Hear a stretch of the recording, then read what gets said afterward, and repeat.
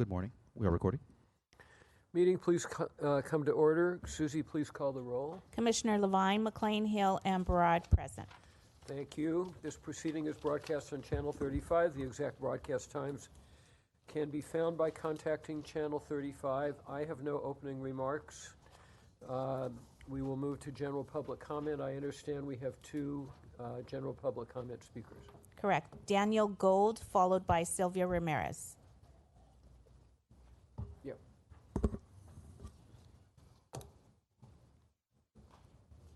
Members of the Board of Commissioners, DWP employees, and the general public, good morning.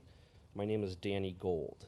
I'm a native Angelino and the founder and president of Green Water and Power, a Los Angeles-based solar installer, and as of 18 months ago, installers of electric vehicle chargers. I'm here today to discuss with you the DWP Charge Up LA electric vehicle charger rebate program. Our company has performed work in solar and electric vehicle charger infrastructure installation in 3 states. However, Los Angeles is our headquarters and focus.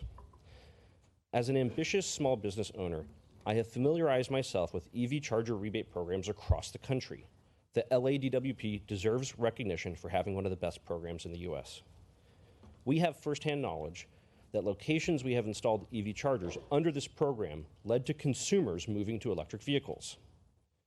In our first 12 months of doing EV chargers, we installed 206 level 2 chargers.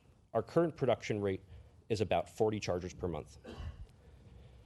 As a small business owner in Angelino, I'm grateful to this program for what it has done for my business, as well as for our community, and most importantly, the environment. However, I would like to share with you the challenges we have recently experienced with the program and getting paid for the chargers we install. For the past roughly 18 months of partaking in the program, wait times for getting paid for the chargers we build have been between 3 and 4 months. While straining on a small business, this is a time frame which we have built into our forecast for cash flow and growing our business. However, last week when checking in on the current wait times, I was informed that no payments submitted after August 8th are currently being processed because of funding issues, with no estimate on when they would begin again. To be specific, the information I was verbally given was that while the Board of Commissioners had approved further funding for this program, paperwork necessary to begin distributing the funds has not yet been processed. On August 30th, DWP staff who run the EV Charger Rebate Program held a meeting in the conference room adjacent to the downstairs cafeteria regarding improvements to the EV Charger program and made no mention of the funding delays. This information was only provided after we specifically inquired. As a small business owner, these delays and lack of updates on such delays threaten our business and potentially put us in the position to issue layoffs or find other kinds of work or other regions to work in. I kindly request that the board and DWP staff take the necessary action to begin reprocessing rebate payments. Thank you for your time. Thank you very much. Sylvia Ramirez.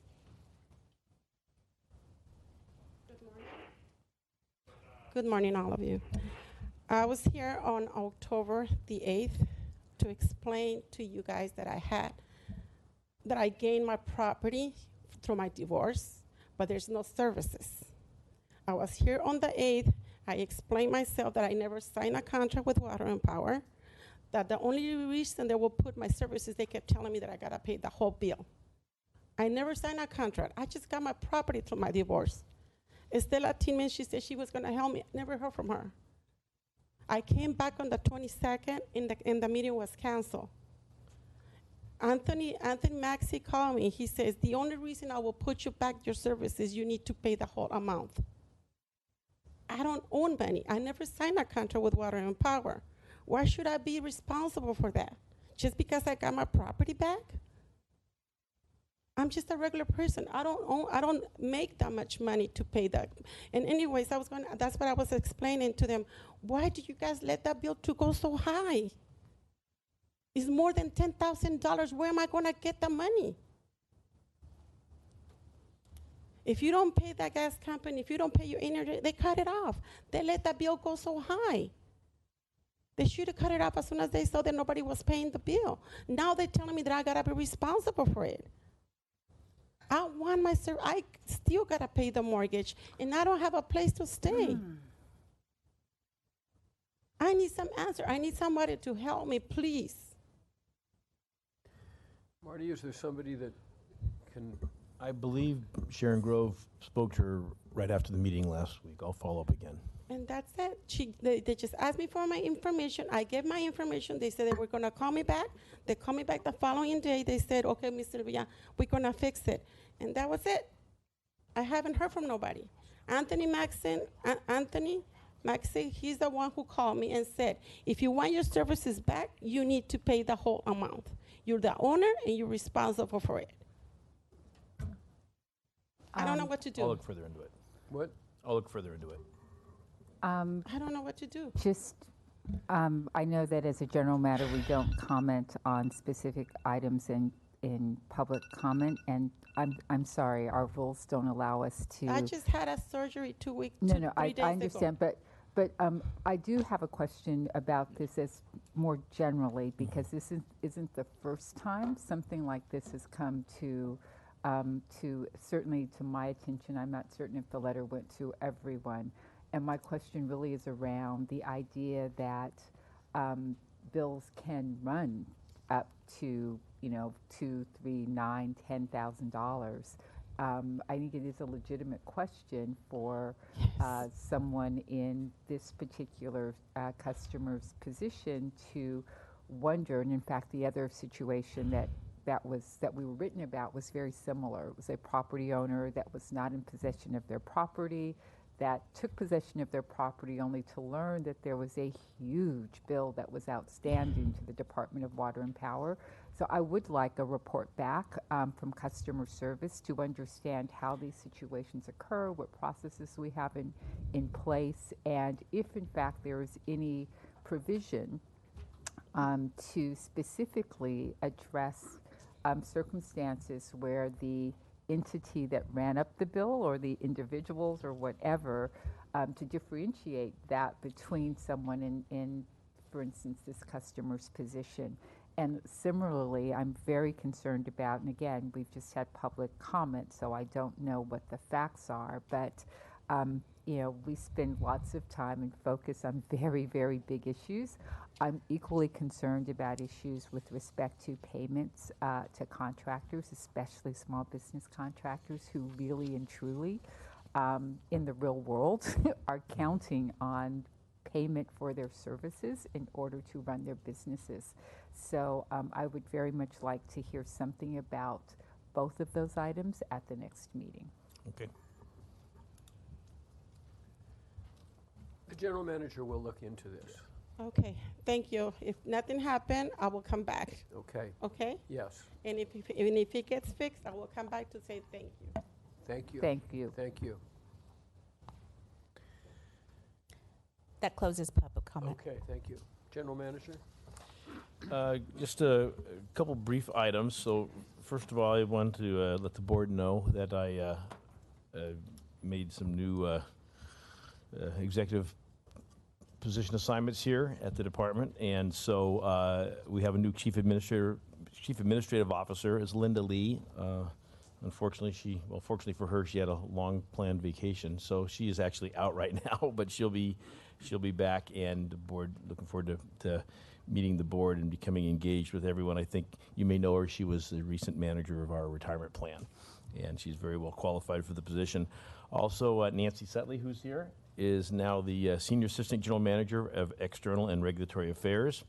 She keeps forever her title of Chief Sustainability Officer, and so that has not gone away. And so while Linda's job as CAO is more inward focused, Nancy's job is outward focused, so she has customer services and public affairs as part of her assignment, as well as the regulatory issues that she had before and government relationships. As well? It was getting long, so I had to cut the best words. So Shannon Pasquale is been promoted to the Chief Human Resources Officer. He's going to play an increasing role, particularly as we look at succession planning and training and development and what we need to do to staff for the future. And then Louis Carr, who's hiding in the back there, we've reconsolidated all of our IT functions under Louis. And so we have that back in, I think, a better structure have some success for the future. So I wanted to make that announcement to the board. We have some awards at the Lyman's Rodeo. We're going to bring those folks in next board meeting because Andy really wanted to be here to present them to the board. We had some folks who did really well at the National Rodeo, and so they'll be here on the 19th to meet the board. And then Rich is going to bring up a couple things, including a participation in a new venture called Blue Community. So go ahead, Rich.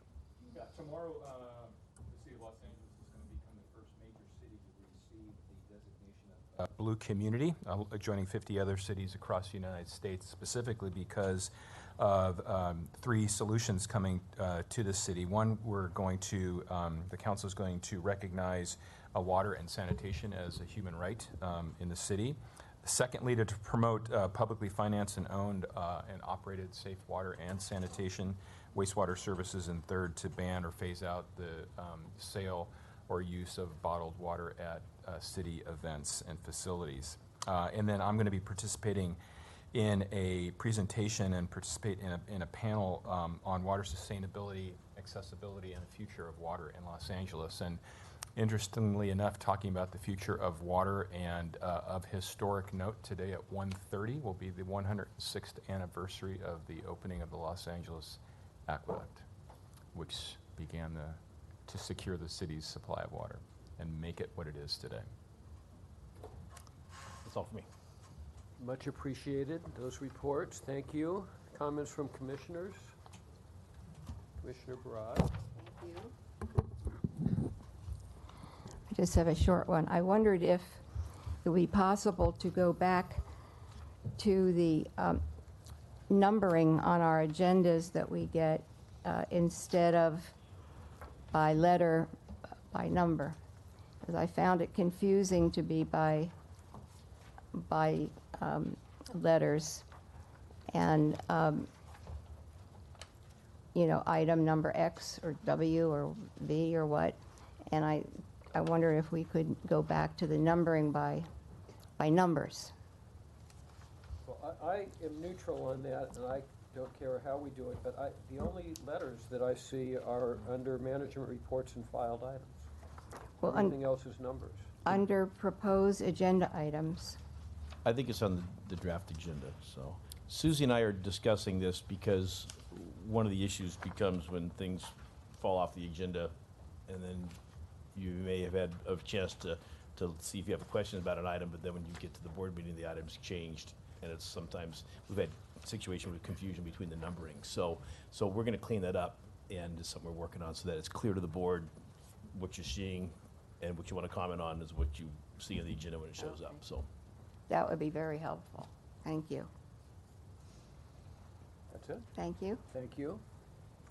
Just 2 things. First, I wanted to acknowledge the department's contribution to the effort citywide to increase the urban canopy. I had the absolute pleasure and privilege of joining the mayor and councilman Harris Dawson at an event in South LA a couple weeks ago, where we were with Public Works and a host of others involved in a tree planting, and that was absolutely spectacular, and wanted to just underscore the degree to which both the community and other partners in this effort appreciate DWP's contributions to that effort.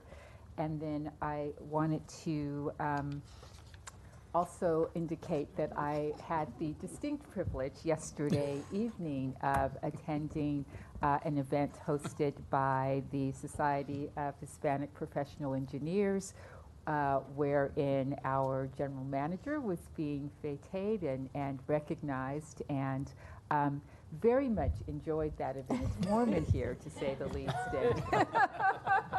And, and I do, Marty, want to indicate that it's quite selfish of you to have taken the box of these that was designated for the rest of the department home as personal souvenirs, but I was able to snag one. But suffice it to say that in addition to raising money for a very worthy organization, it was nice to be in the community at an event where the focus was squarely on the department as represented by our general manager, and to find so many supporters and folks out there who are really positively engaged with the department, and and rooting for us every day, and also to see the rapport that Marty has very broadly with folks who are stakeholders from every aspect of our engagement. So that was very nice. You're going to bring some of those pictures here, Marty? No. Really quite. There's too many out already. Very eloquent. Ratepayer advocate. We'll have responses if questions arise, but we would like to compliment the department by its inclusion of new battery interconnection standards as part of the new solar interconnection standards. That's an important step forward. Okay, Susie, discussion with neighborhood council representatives on any neighborhood council resolution or community impact statement filed with the city clerk which relate to any agenda item listed or being considered on this agenda for the Water and Power Board. No community impact statements or formal positions were filed by any neighborhood councils on the items on today's agenda. Okay, with regard to the items on the public agenda, between item 11 through item 34, do any commissioners wish to pull any of those items?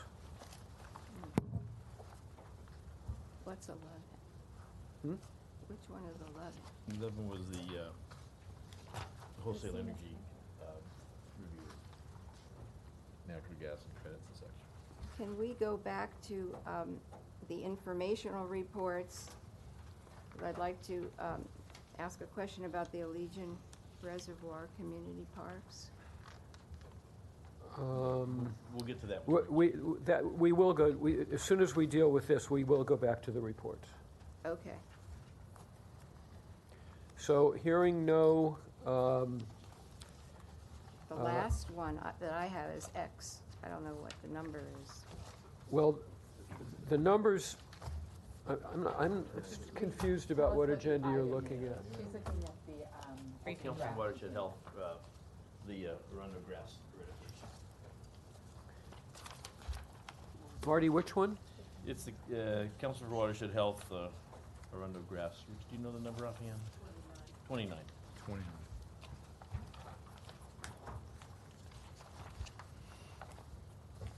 So 29 is, Council for Watershed Health. Did you want to pull that, Joe? Yes, please. Okay. Any others? Okay, is there a motion to approve items 11 through 28 So moved. and items 30 through 34? So moved. Second. Those in favor? Aye. Aye. Those are approved. So we will hear item 29. If you were here for any of the other open agenda items, unless you are dying to hear the discussion on others, you're free to go. Oh, everybody's. Okay, now we will go back to the reports. Management Report A, Saddle Ridge Fire Update. So, I'd like to bring up Brian Wilbur, the Power Transmission and Distribution, along with Glenn Berry, with their energy control and grid reliability. They're going to give us an update on the Saddle Ridge fire and essentially what we did before to get ready in that red flag event leading up to it, what we did during that event, and then after as far as restoration, and talk about the resiliency of the department. So with that, I'll turn it over to Brian. Yeah, Jeff, will you talk about what Glenn's role is so he understands, because he's not Okay. normally seen outside So, of the cave where he has to reside. So. So Glenn Berry has actually just recently, he received a promotion. He's now the Assistant Director in Grid Reliability and Energy Control and Grid Reliability. So he oversees the Energy Control Center, bulk power, and all of those aspects, working directly under Chris Lynn.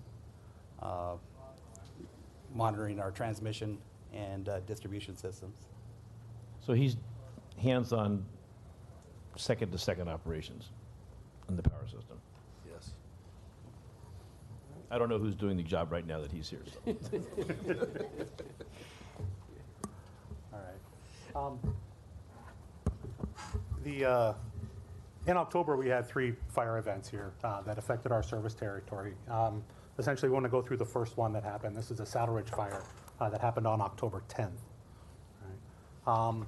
Without foreshadowing too much, we have a fire mitigation plan, a wildfire mitigation plan that's going to be presented to the board in December.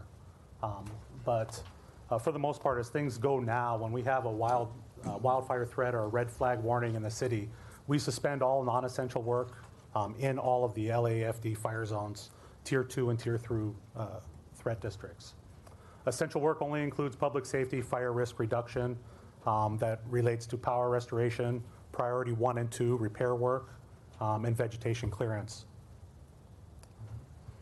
On every fire red flag warning day, we notify all our personnel, essentially to remind them, any equipment that could cause a spark is not to be used. Chainsaws can't be laid on the ground. Cars can't be parked over dried areas. No smoking. And if work must take place, crews are required to have at the job site fire extinguisher shovels, radio communication, so they can mitigate any fires that may start as a cause of their work. In this particular case, on October 10th, in the 1400 block of Saddle Ridge Drive, a fire had started at the base of a transmission tower. The fire spread in a southwest direction, jumped Highway 5, pushed by 60-mile-an-hour winds. A total of 8,800 acres were burned, 16 power poles destroyed. If we look at the area, if you look at on the map, the area, the fire broke out right here at the Saddle Ridge Drive. This is an underground fed area. This is in our distribution area, but it's all fed underground. In that area, there's an LADWP tower line that goes through our Sylmore corridor. There's also a Southern California Edison line that runs perpendicular and crosses our line. That's where the base of this particular tower where the fire started. This was determined by the LAFD where they looked at the starting point of this fire. You can see in this picture all the way to the left where our tower line is in relation to this. Like I said, we don't have any overhead distribution in this area. Our distribution starts to the west of this area. On the night of the fire, our first responder went out after notification of the fire, saw where the fire was spreading. It was moving to the west. He went over and saw that we had poles that were in danger of being on fire at that point, notified the ECC. The station that controls this area does not have the ability to shut off one circuit at a time, so they essentially de-energized half of that station, de-energizing this area while the fire burned through. In response, essentially we mobilized 45 crews a day out there. The crews, there's 3 different types of crews that respond to this. Our patrol crews, they stay ahead of the fire, right? They're looking at where the fire is going, what mitigation they need to do. They assist the fire department in shut-off areas, right? And they'll respond to any trouble. So any structures that are on fire, they'll de-energize. They'll switch around where all the problem areas are and be able to de-energize in those areas. There's also... Can I real quick? So when we talk about shutting off power, we're not talking about proactively shutting off way ahead of just because of a windstorm. You talk about shutting off directly related to the fire. And for instance, we had a major structure fire in Lancashire over the weekend, and our crews were out there shutting off power just so the firefighters could safely fight the fire. So. Right. This is all reactionary to the fire that's already there. Right. We also have transmission crews, and they stand fire watch. They're the eyes of the ECC, of our Energy Control Center. So they're watching the path of the fire and how it affects the transmission lines that are in that area. And then we also deployed our district crews. They come out and they'll go in after the fire has burned through the area, and they'll do debris removal and replacement of the infrastructure in those areas. In total, we had about 17,244 customers that were affected and lost service. 100% of our customers were restored within 24 hours. We did activate the Emergency Operations Center at Hanson Dam. We populated that with both water and power employees that could respond to any inquiries that were being made at the EOC. We replaced 40 poles in that area, about 4,000 feet of overhead conductor, and about 150 feet of underground conductor that was replaced. In replacing these lines, you can see some of the work that was done. We replaced all the existing wooden poles with steel poles going up the line here. Some of these were very easy. The picture on the left, a lot of street access, steel poles being put in. Some of this was not so easy. If you look at the picture on the right, this pole line goes up and over that mountainside. So there was some challenges involved in doing a lot of the replace of the work here. This is the corridor where our transmission lines come through. And this is what made this fire unique. Coming through, it wasn't just our distribution system that was affected, it was our transmission system. Right? You can see how crowded this area is. This is where our entire northern generation, right, is imported into the city through this corridor. Right? As the fire burned, you can see the reaction or the reality of where the fire was in relationship to this transmission line. Here's another view of it from the north looking into Sylmar. This fire crossed perpendicularly across, but it also traveled along with those lines. So the smoke from the fire does cause a problem with our transmission lines, right? The smoke, the soot, the dirt, right, will cause our lines to relay. It'll essentially clog or dirty up the insulators where we can have flashovers and we can have relays on our line. That was the crux of our issue with this particular fire.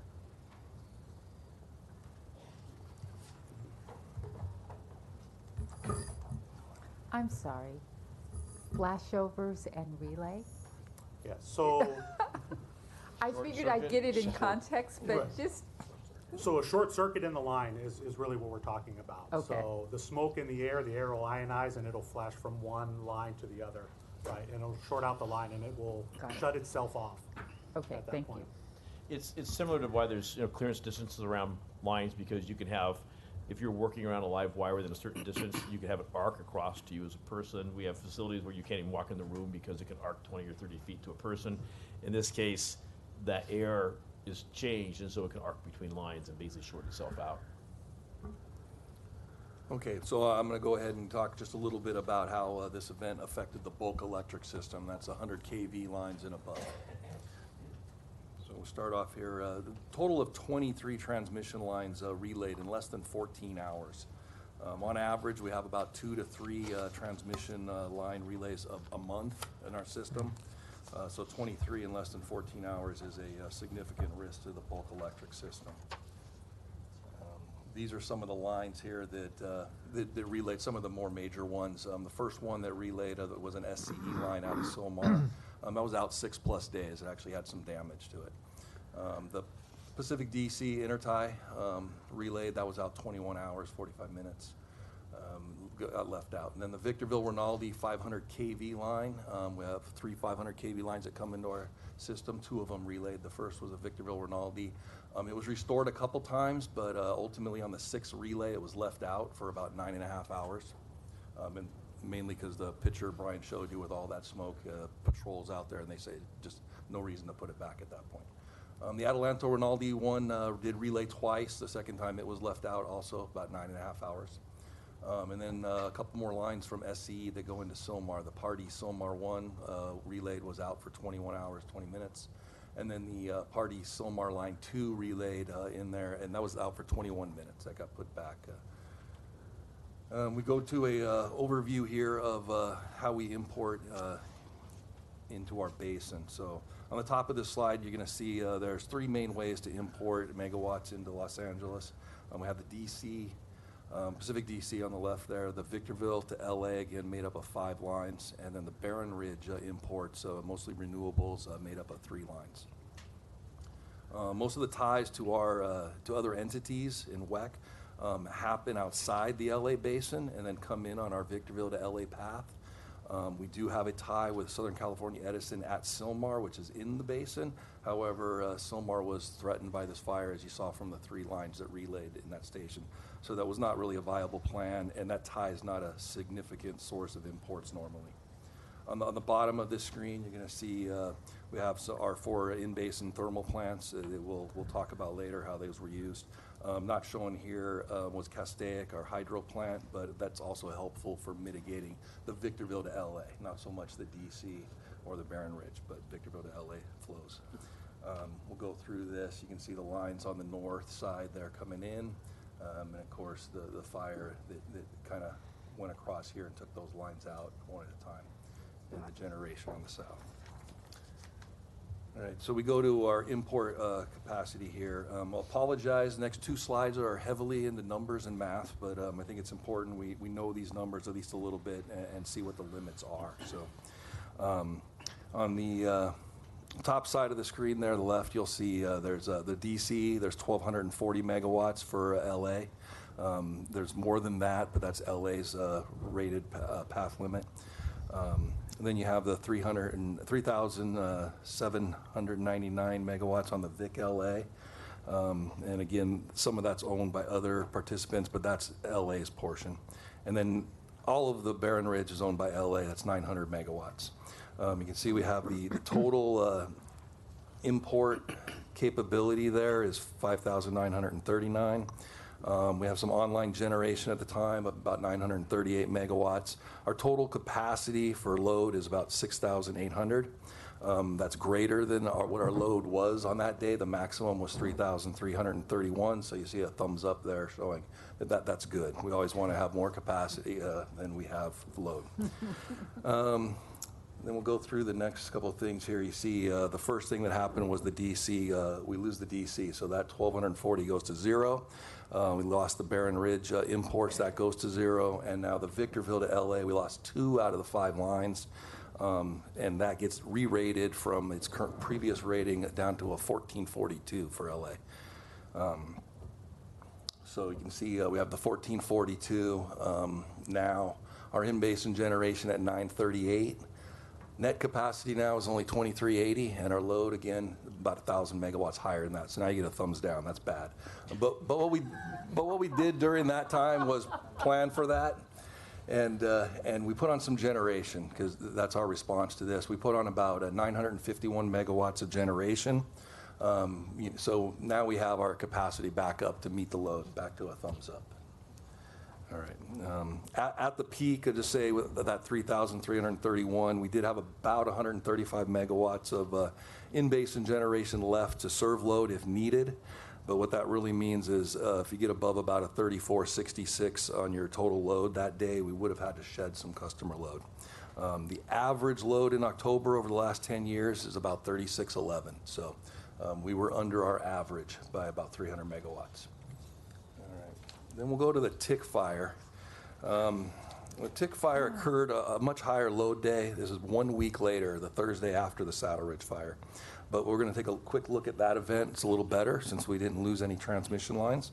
But we did have the Pacific DC. You can see in the top left corner there, the 1240 is grayed out.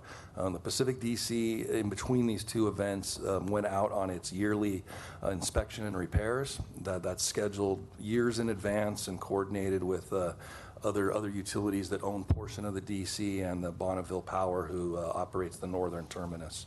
So that was out. So because of that, you'll see that we end up with a little bit less on the import capability, 4699, with the DC out. We did have some generation on again, about 1,000 megawatts, net capacity over 5,700. So load 4184, thumbs up, that's good. But you do see that's about 800 higher than it was the week before. So it changes week to week very drastically.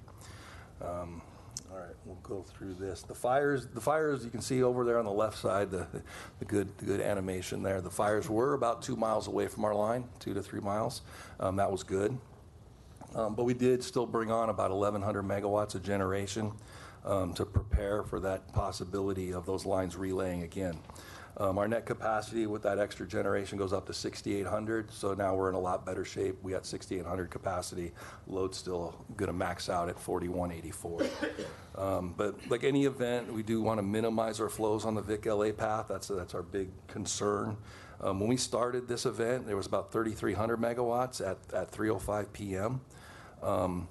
In the next 50 minutes, we brought on that 1,100 megawatts of generation, and we reduced the flows on the VIC LA down to 2,300 megawatts. So we reduced those flows. Again, if you were to lose those 2 lines, your new limit's about 1,400, and you're still over that, but we're in much better shape. And we'd be able to recover. How much generation can we produce? In this case, we're pretty much about 2,300. There's another 500 or 600 megawatts used for reserves for if you lose those lines, you have to bring that on. But to serve load, like I said, the Saddle Ridge fire, we had 135 megawatts left. This fire was about 100 to 200 megawatts left in that range. Anyways, this is where the event ended. Thankfully, it was good. The fire never took out the lines. We were in good shape, but we did kind of just look at it, what would have happened. In the next screen, you go here. If we were to lose those same and get down to that 1442, you can see even with all that generation on and that 1 to 200 that I mentioned, you're really going to be about 600 megawatts short on what you can do, and the only way to recover at that point is to shed some customer load. Probably be in that neighborhood of about 400 megawatts to 600 megawatts, which is quite a bit of customers. We're talking, I think you said 17,000 for distributions, what we lost in the Saddle Ridge. With this one, it would be more like about 250,000 or above. So wow. It's a much bigger event when you lose hundreds of megawatts as opposed to a couple megawatts here and there. I think, I want to go back. Has that happened in prior fires? Yeah, the Sayre fire back in 2008, I believe, we actually did have to shed 221 megawatts of load for about 32 minutes. We were able to get those lines back pretty quick. The main reason for shedding load in that case was there's 3 lines out of Castaic Generating Station that are a big source of our reserves. All 3 of those lines relayed in that fire, and we essentially separated Castaic from the system. We had to shed load, but we were able to put the lines back pretty quick. And you saw in this fire, the Saddle Ridge anyways, those lines were out about 9.5 hours. The smoke was a lot denser and stayed in the area a lot longer. The one in 2008 moved through pretty quick, more winds and moved out of the wave faster. Patrol said we could try to put those lines back, and we were able to do that. And when that happens, how do we notify people? You want to take that? That's Essentially, that goes back to our outage management system that we have. So it's not much different than what we have for our distribution when we have outages, except much bigger. I mean, we basically use every media outlet we could to let them know, but we essentially have rolling blackouts, just trying to balance the load. Yeah, that's a good point. So in that Sayre fire in 2008, it was the 221 megawatts, 32 minutes. If that had continued on longer, we would have restored that 221 and then picked another block and moved on. We didn't have to do it during that fire though, because it was short-lived. So looking ahead, we had issues with our distribution system, with our transmission system. Obviously, we have to look forward to what we're going to do in the future. Our wildfire mitigation plan is going to address a lot of these issues. The bottom line is we need to keep hardening our system, right? Replace with alternative poles, steel poles, spread, avian protection, right? All of the efforts that we're moving forward with, including replacing our existing copper wire system with an ACSR, a steel core wire system, tree wire, steel poles, and fiberglass arms and full spread on our system. Distribution automation, you're going to hear about that next, where we're at. That's obviously going to help us out a lot as far as getting ahead of the fires when they do come and working our way around the system where their damage is. Alternative transmissions paths, right? We have essentially a bottleneck of where our transmission lines come into the city. That's something we need to continue to address. One of our alternate paths that come in, the Vic Century 1 and 2, don't quite have the capacity to really move a lot of load to that line. So we do have plans to upgrade those lines coming in, right, on an alternate path. That's it. So let's see, have any questions?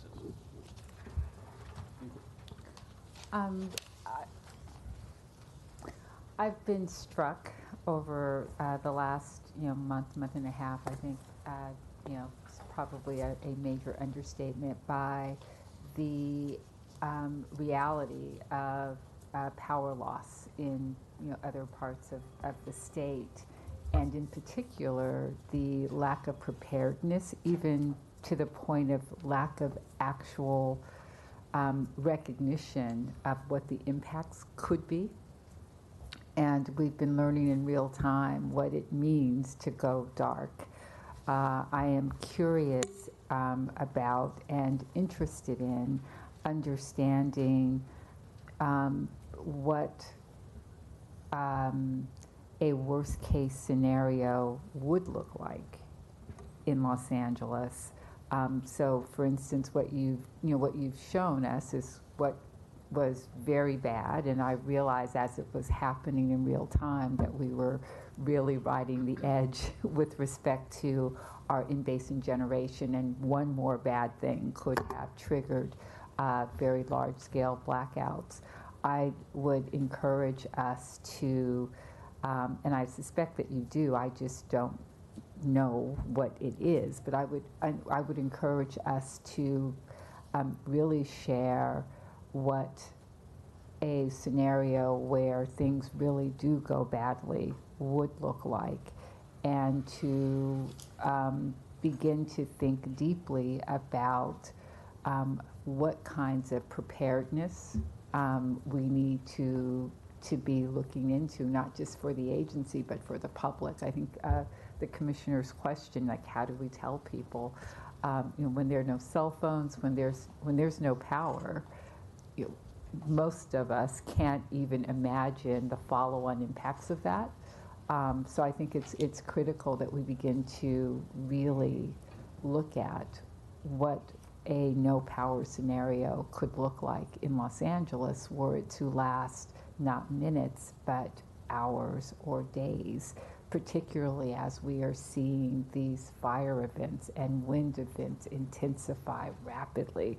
I'm just not certain that we've actually come to grips, not in a technical way, but in a very human way as it relates to all of the consequences on our customers as to what that could mean.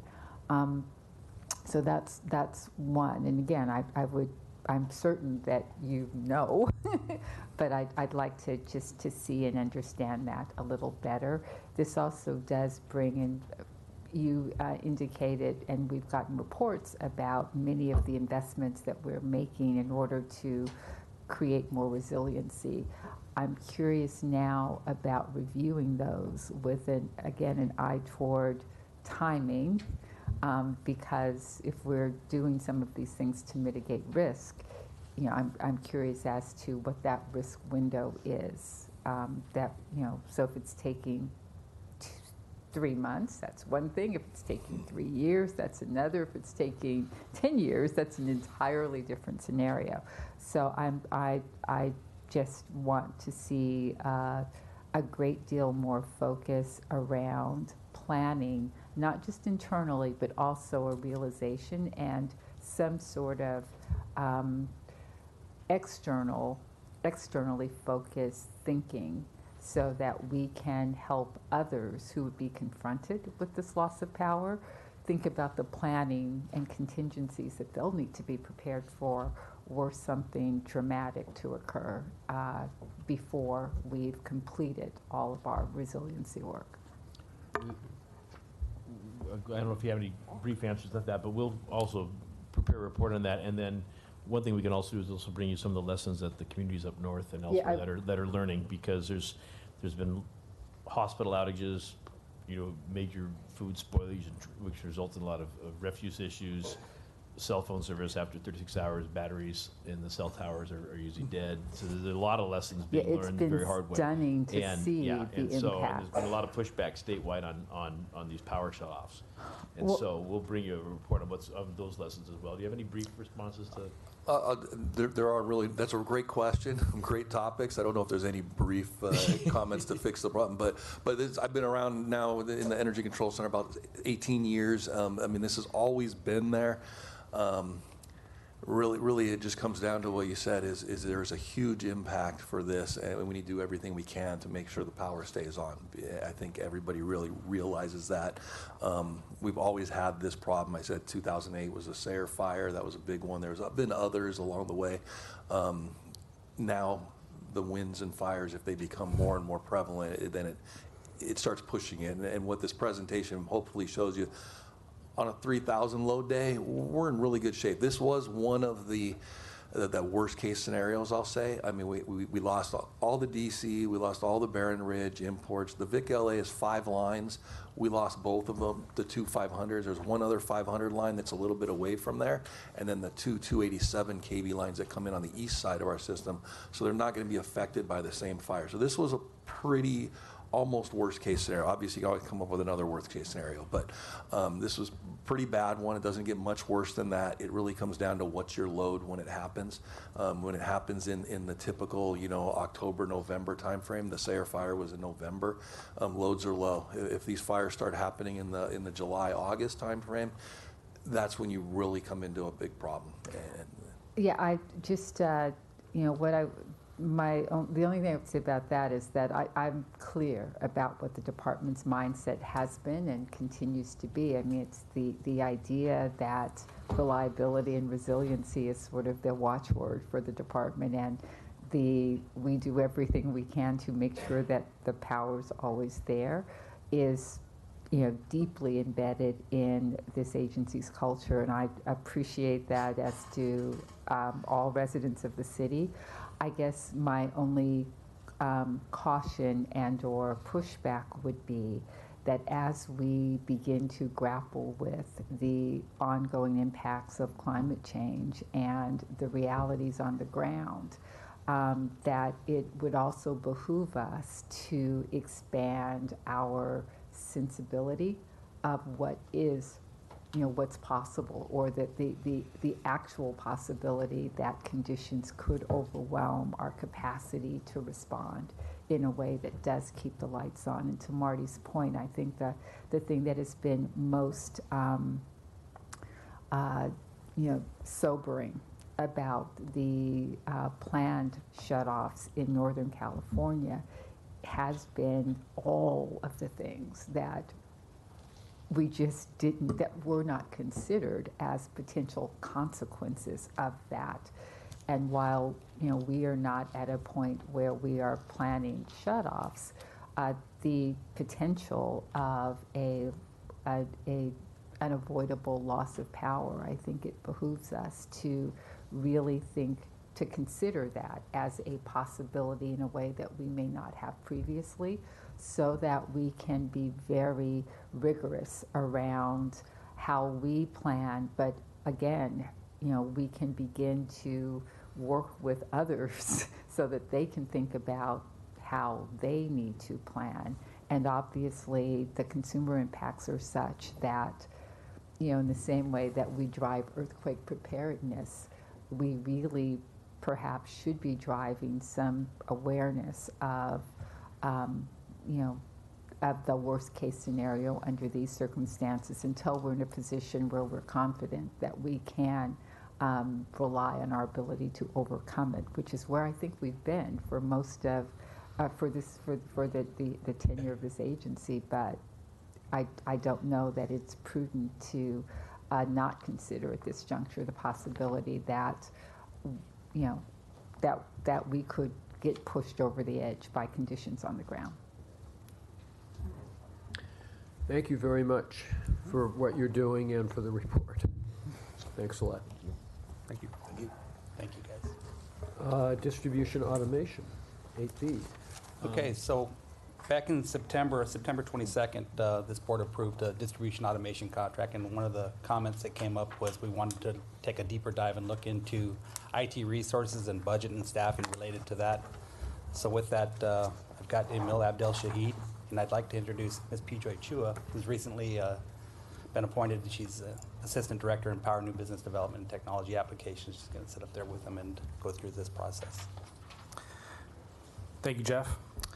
So today's discussion is an update on the distribution automation program. So it was approved by the board on September 24th.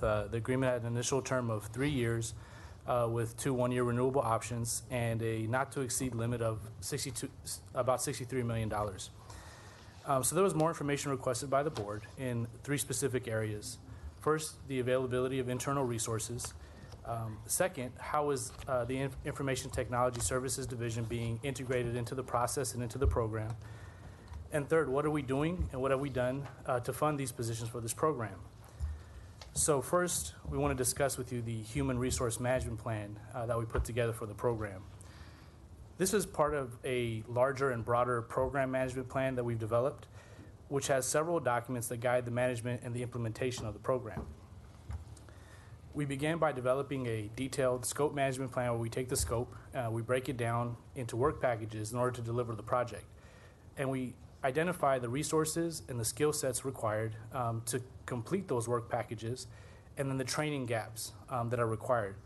The Human Resource Plan Management Plan focuses specifically on the organizational structure, the reporting structure, and how the project team will work together, how employees will be recognized for their work, and how issues will be escalated throughout the program.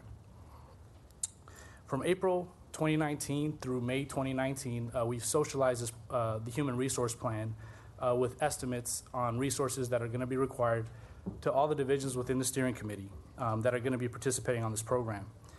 And we allowed time for feedback, and eventually we got the Human Resource Plan approved by the Distribution Automation Steering Committee, committing resources and working with us to procure the necessary resources that are currently unavailable. So a question comes up, how do we make sure that these resources become highly effective team members? So we do this by integrating the important, the prime components of the program, which are in ITSD. So we know ITSD plays a crucial role, and as such, we've identified 3 members of the steering committee. First, core ITS, represented by Lewis Carr. Networking and IT infrastructure is going to be a big component of this program. Cybersecurity, represented by Stephen Kwok, as we want to make sure that cybersecurity is built into the program and not bolted on later. And then obviously billing, making sure that the future metering data is integrated into our billing systems. So with that said, we've also incorporated ITSD into our RFP evaluation team, as they represented 4 of the 9 evaluation team members, and that was in the board report for the contract. Additionally, I think this is probably one of the main components of how we've integrated ITSD is introducing them to the technology and distribution automation as it relates to power system components. And we've done that by having a series of training courses, which we've trained over 150 department employees in all the divisions represented by the steering committee. We've had very specific classes dedicated for IT staff and IT management to make sure they understand how the power components and the IT components unite and need their support. And now that we have the vendor on board, more training courses will be implemented for specific elements that need to be rolled out. Additionally, we've had industry experts come in and provide training courses for very specific and more detailed technical items. So here we have a chart that represents the ITS staff that we've estimated will be required to work on this program. We've communicated this information to the ITSD managers, and several positions are being requested as part of the fiscal year 2021 budget cycle. We've also began the hiring process as an electrical engineer associate 3 has already been put in place to support this program. This chart here represents the resource needs by classification and fiscal year. So it helps the ITSD procure these resources. So what we wanted to communicate is we know ITSD is a big portion of this budget of this program, and as such, a big portion of our overall program budget is for ITSD resources. And we've done a significant effort to try to incorporate them in the program, integrate them in the process from beginning to end. And the next steps for us are to work with ITSD to make sure all the positions are requested and adjust our estimates as more information becomes available through the program. Move money into the ITS labor categories to make sure that the funding is there for the positions. Just back up. Sure. Because I'd asked for the report, and I guess this is where things get a little confusing for me. So this is, I assume, a project that's happening out of the power allocation? Is that correct? It's budgeted in the power system, and ITS is contributing to it, its resources. So, and ITS is in the joint system, correct? Correct. Because this is, again, one of the issues I have around the ongoing confusion for me about who's responsible for what, who's accountable for what, and how that responsibility and accountability is reflected with control over one's budget. And so I appreciate the report, and so, for instance, moving money from the ITS labor categories for positions, what does that mean? Does that mean there's money in the power budget that will get moved to the joint budget to pay for ITS? And who's responsible, controls, or signs off on that? And how does that align with commission priorities as it relates to budget allocations for certain items, or essentially to implement commission priorities with respect to programs and projects? So the overall program budget resides in the power system, and within that budget, that's where we divide up categories for different resources for the programs. So essentially, this becomes a power call, then, correct? Is that I the wouldn't way I say should understand it? Power decides how much, what the resources are that IT needs in order to implement. Power has the overall responsibility for it. It's their project, but they realize they need ITS to support it, probably along with Fleet and others. So when they're the responsible program manager, they have organizations they need their help contribute to this program. And so what Emil is saying is that ITS needs to contribute employees, and that will be funded for as part of the project. So the way it shows up in the budget is, so as Ann said, so we call it contributing organizations. So somebody has to take the lead. No, I But then, yeah, understand. and part of the way we do that is to make sure that we're not double counting people, so that Lewis is not allocating somebody for an IT project at the same time we need it for on a project like this in power. So it's the way, and then in the course of the budgeting process, we make sure that everyone's labor budget is actually balanced, because if you're a support organization, you may be budgeted for your own projects as well as other people's projects, but it's a means of accounting for all the individuals to know that we have all the labor resources accounted for one time and one time only, and that it balances. If the labor resources are not there to support it, then we have to either make priority calls as to what project will move forward, or are we going to add additional staff to support all the projects? Because we do have projects both in power, there's projects in water. IT has its own projects supporting the company as a whole.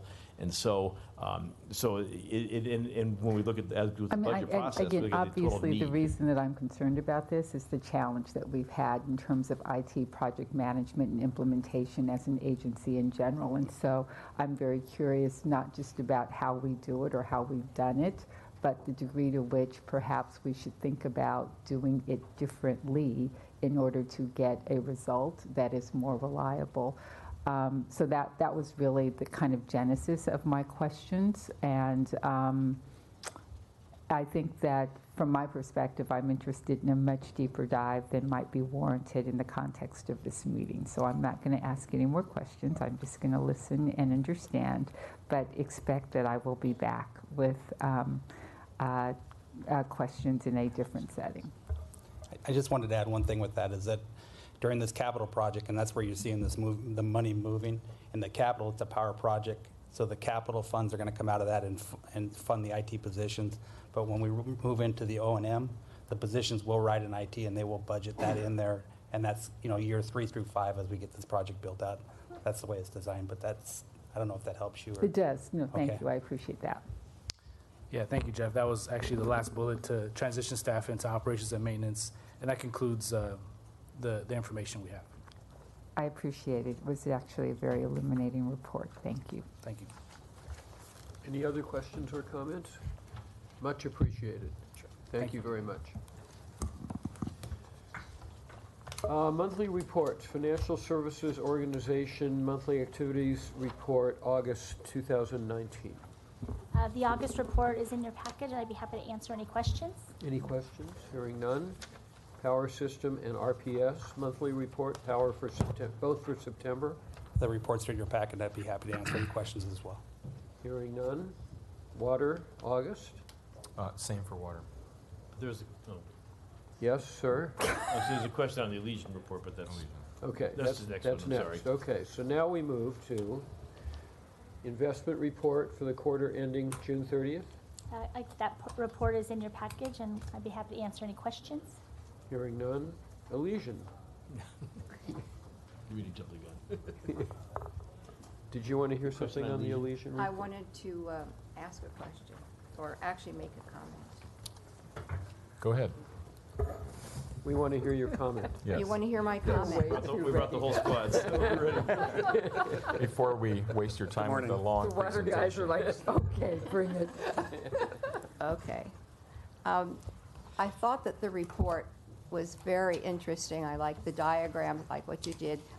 And I think that this shows good community outreach and input. And I commend Council Members Cedillo and O'Farrell for contacting the community to see what they wanted, because this really makes for a livable community, what people want in their community.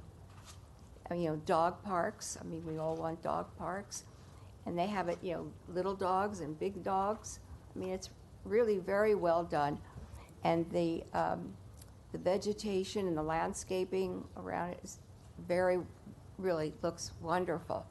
So I just want to commend you on that. Let's see, what did I write here? Yeah, So- and there's a big improvement with the landscaping. And, you know, I just want to make a comment that at some of our parks throughout the city, the restrooms are really not, they're really a mess, and they're not up to par. And some people won't use the restrooms because they're just, you know, they just don't want to go in there. And so I think that was a big thing that you did. You spent time with modernizing the restroom. Full disclosure, we'll pass on those words of praise to Rec and Parks, because the department's responsibility in this was just to provide the funding for the parks improvements at Elysian, and they're the ones that are doing all the outreach and the design and the upgrades of Elysian Park there. But I think we should take credit for it. We'll let you do that. So this funding was a part of our project that we Yes. started in 2012 to redo our Elysian Reservoir. And part of that project included establishing a parks fund for the Elysian Park areas as a whole. And so this board's responsibility was just to provide that funding to them. And as part of that, they report out to us on a quarterly basis of how they're spending that money. So Yeah, well, it's very it impressive. is a partnership, though, with the city. Yeah, but it's very impressive, I think. It is. What we came up with. So derivative congratulations. We facilitated happening. We will humbly accept that praise on behalf of our friends in Rec and Parks.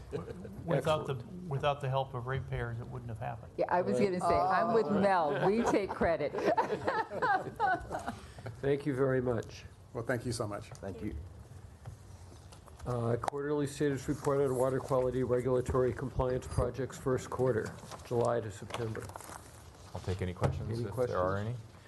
Hearing none. Council, do we need a motion to defer approval of the minutes? We don't have all of the members here who were there to approve these minutes. Yes, why don't you make I move that we defer approval of the minutes. Is there a second? Those in favor? Aye. They're deferred. Okay, we have one item, item 29, before going into closed session. This is the Arundel grass removal with Council for Watershed Health. Right. Donix. Commissioner Barad, did you want to raise a question about it? Or Yes. hear a report on it? Or how do you want to proceed? I have a question. Okay. Is someone, Hopefully someone will be able Why don't to you, answer it. we'll start with me, and if I can't hand it, then there's okay. two capable staffers. The Arundel Donex eradication, I understand what that is. How are we going to get rid of that? And how do we keep it from coming back? So it is a pervasive problem. It's an invasive species. You've probably seen it all around LA. Particularly, this is in the Wash area that feeds the LA River. And the answer to both questions is the same. It's really what we're attempting to do through this contract. It literally is marshaling, in this case, a lot of volunteers to go out there and pluck these by hand, because we're not allowed to obviously use any chemicals out there or burns or things like that. So, or at least on a large scale. And this is a 10-year program because it is a reoccurring problem, and part of it is removal and then maintenance to make sure it is continued to be removed. So once you pull it out, it'll come back. It's then just what do you do with it? With the bamboo that we take out? Yeah. I'm assuming it's I think it's green wasted, isn't it? landfill and. Art, Do you want it? do I know what that? I don't want it. Come on. No. I like There's my Arundo expert, like Art orchids. Castro. Yeah, I will say that just like, Arundo is a constant effort, just like quagga mussels is for Metropolitan and other agencies, just like weed abatement is in the Owens Valley, where we have an invasive species of weeds coming in from Nevada. So it's part of just continual management. It'll never get cured. But it's our job to try to keep it in check and try to improve the situation.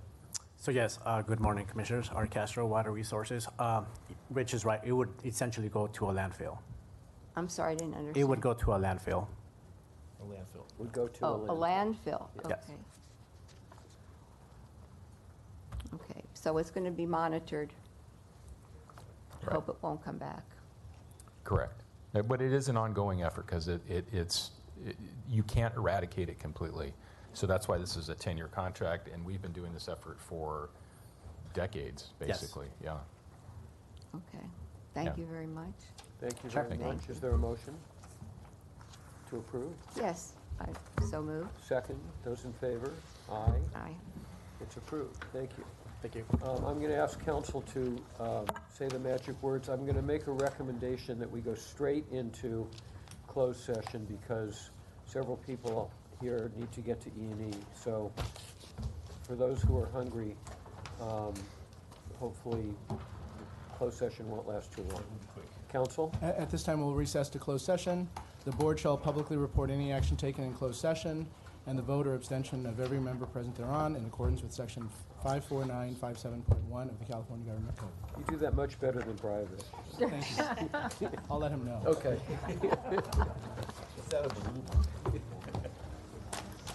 Okay.